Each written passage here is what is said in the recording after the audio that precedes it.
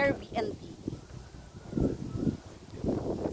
So, sa mga naghahanap dyan ng mga staycation home, lapit na po mag-opening soon. Mga September, October po mag-open na siya.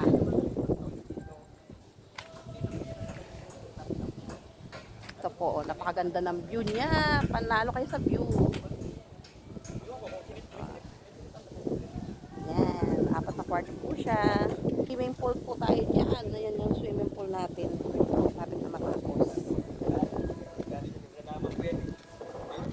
Ito po yung swimming pool niya. Then, ito po siya. 4 po yung kwarto niya dyan. So, panalo ka talaga dito sa view. So, sa mga interested po, ngayon pa lang, magpa-booking na kayo.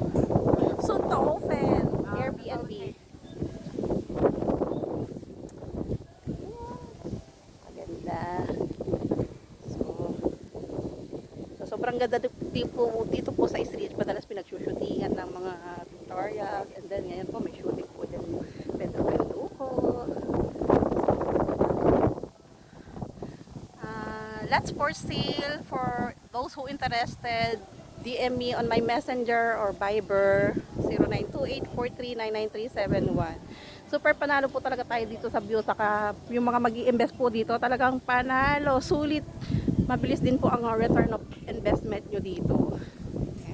Dami na rin po mga restaurant like Escalera, Coffee Rush. And then mayroon din po yata bago bubuksan ulit dito restaurant din. Ayan o. Napakaganda. Soon to rise.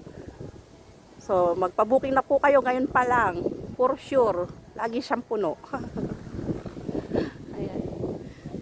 God bless everyone. Have a nice day po. Yeah. Soon to rise po yung ating Airbnb na yan.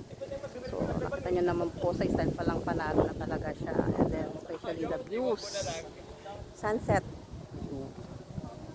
Overlooking view ng Laguna. And then, mountain view. And then, Pililla Windmills. God bless everyone. Have a nice day po. Balik ko pa doon.